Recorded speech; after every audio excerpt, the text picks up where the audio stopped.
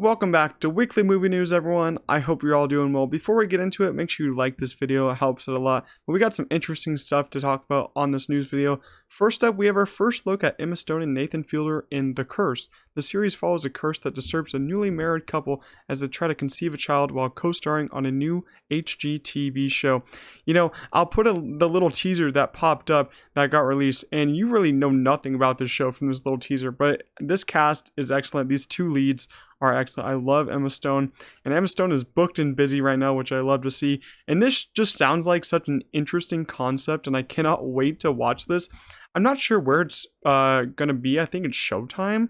I think so, but this just sounds so interesting, and I kind of just want to go into it blind because that's what it feels like. We're gonna go into it blind because it's just such a weird concept. And a curse that disturbs a newly married couple is always something interesting. But I can't wait. It's going to be very interesting to see that. Oppenheimer won't release on digital until late November. So this is actually pretty interesting news because Oppenheimer has passed like 920 million, 930 million worldwide now. So they're trying to let this movie make as much money as the box office as possible. And I can respect them for that because we need these like big 90-day windows for movies back again because people are just waiting on digital. We need 90-day windows so people go see these in theaters like they did for Oppenheimer and Barbie. So it's releasing on digital in November. That means its physical release date is either going to be 2 weeks before it or 2 weeks after. So if you're looking for physical, it will be sometime in that realm. I'm probably going to wait for physical because you get the IMAX ratio on Christopher Nolan films if you wait for physical. He never really has the digital ratio being IMAX, so I would recommend getting this on physical if you can, so you can get that bigger IMAX ratio on your screen. But I cannot wait because November is my birthday month, so I'm hopefully going to pick this up in November. I cannot wait to rewatch it over and over again. The best movie of the year. It's going to be hard to unseat it. It's so good. The final episodes of Doom Patrol release on Max in October. And, you know, the final episodes of Doom Patrol release on Max in October. You know, I'm not really a big fan of this show. I watched the first season, but I stopped watching it. Maybe I'll go back into it, but I think this is the final season. So maybe I'll get back into it. I've heard better things about these final seasons. Well, I feel bad for Doom Patrol fans. They've been waiting so long for these final episodes. I think they've been waiting for like over a year. It's been a long time since I've heard Doom Patrol episodes got released. But I heard this show is actually really good. So if you guys want to check it out before it ends, the final episodes do release next month. Actually, this month from when I'm posting this. They're going to be on Max this month. So look forward to that. I probably won't watch it. But the final runtime for Martin Scorsese's Killers of the Flower Moon is 3 hours and 26 minutes long. The longest movie that's released this year so far, because Oppenheimer was 3 hours. This is 26 minutes longer. And I've seen some interesting discourse about this kind of topic in this movie on Twitter. You know, people have been just roasting this movie and coming at this movie for it being 3 hours and 26 minutes.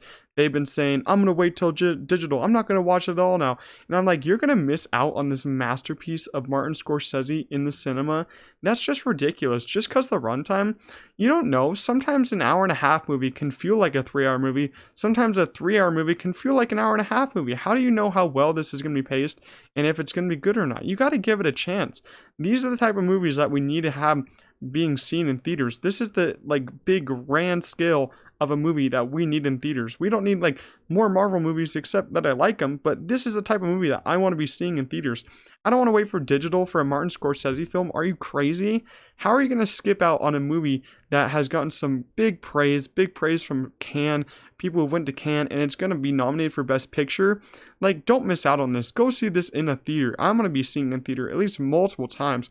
I know it's going to be excellent. I know Martin Scorsese. He's an excellent filmmaker. He doesn't miss, and I bet this is going to be paced really well. Since Wolf of Wall Street was almost 3 hours, it was paced well. So just go into this movie with an open mind. Don't wait for digital. It's just such a disappointment if you're watching a Martin Scorsese movie for the first time on digital. I just really can't recommend that. I really recommend the theater, and it's just how theaters stay in business and all that.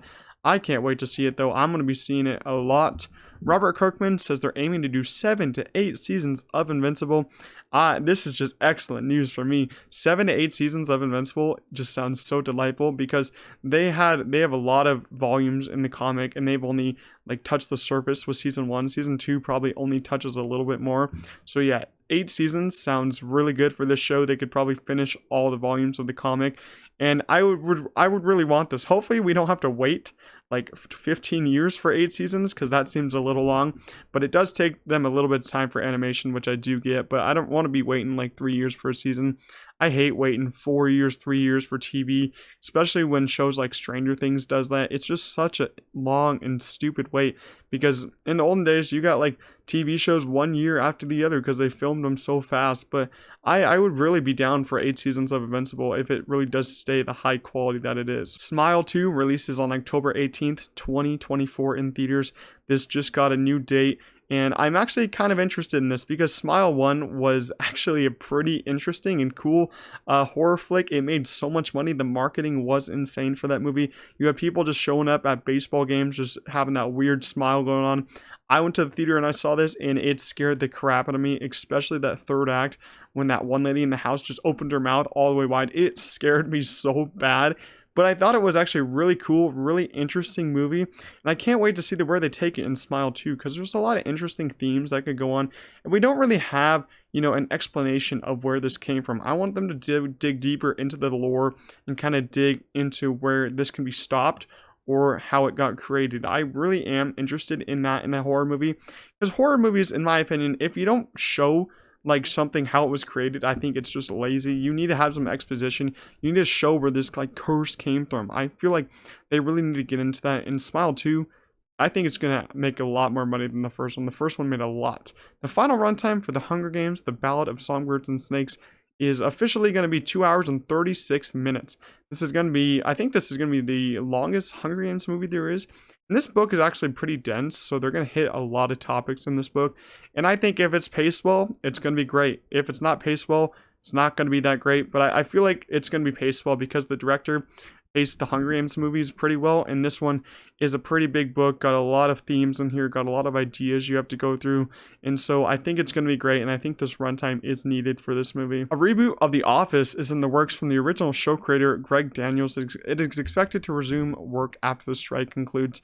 This has got to be some of the dumbest things I've ever seen. You cannot make a reboot of The Office. Let me just say that. You will get so much hate if this actually comes to fruition and comes on the air.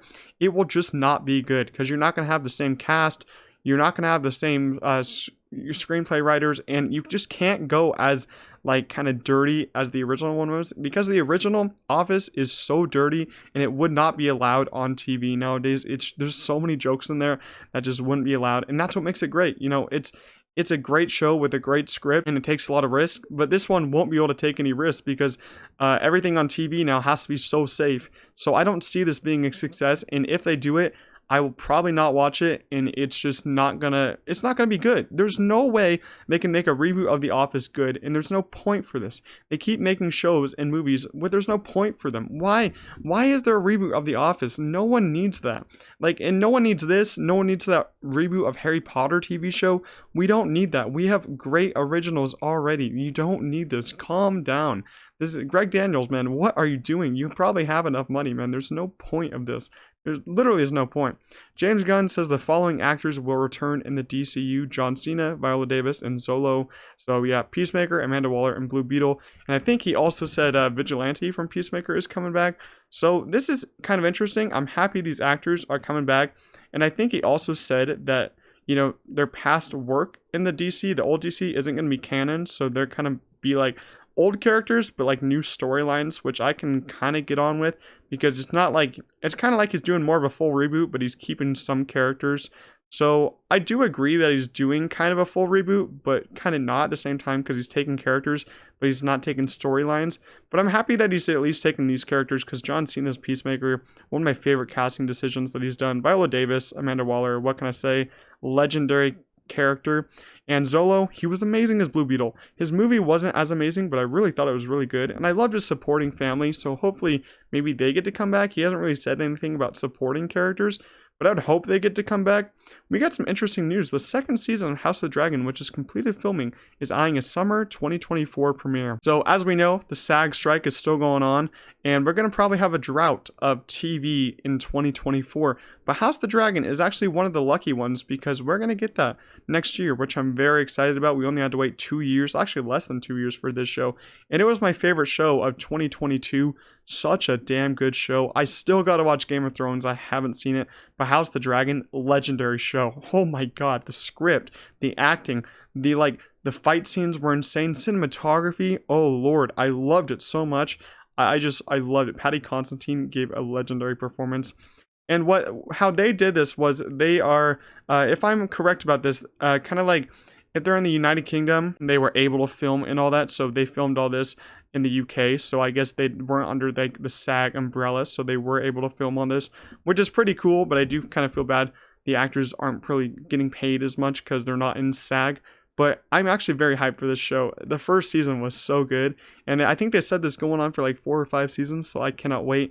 Hopefully you don't have to wait as long for the 3rd season. Hopefully they get right on that. But I cannot wait for this season. It's going to be so good. The last topic we have is The Marvels has a completed runtime. I think this is completed for 1 hour and 45 minutes. The shortest MCU movie ever. You know, I don't want to get a lot of hate on this video, but the Marvels trailers haven't done anything for me. I think they just look so underwhelming, and I think the VFX just looks so weak. Marvel is just, they're just really disappointing me nowadays, except Guardians 3. I think it's their best one yet. But the use of volume and green screen has just gotten so disgusting in the recent movies and just so overused. I hate it so much. Why can't they just shoot on like location for these? I get you're shooting on a planet and everything. Well, you're not going to shoot on a planet for the whole movie. For Quantumania, they shot on volume for like some weird outside shots, which is odd because just shoot on location for that. And if you have to use volume, actually use it in a good way and light the characters in a good way. Because I've seen footage from the Marvels and some of the volume, just the lighting is horrendous. And, you know, I can't wait to see some of these characters. I actually like Carol Danvers. I liked her in the first Captain Marvel, even though I thought the writing was kind of weak in that movie. And I thought Miss Marvel was a pretty good show. So I can't wait to see the characters, but the film around it just looks so weak and just looks like... It just looks like every other Marvel movie out right now, man. I just think that it's just not going to be great, and I think it's not going to make a lot of money. Hour and 45 minutes. Hopefully that runtime's good for this one, but I don't know, man. Marvel's just been disappointing me as a whole. I hope they get back on it, and I hope their VFX team can get some more time to work on these movies. They don't get enough time because Marvel rushes them. Man, I just don't want these movies rushed because they just look so bad. Like, if you compare this to The Creator, which had an $80 million budget, The Creator looks so much better. But let me know down in the comments what you think of these news stories that I talked about today.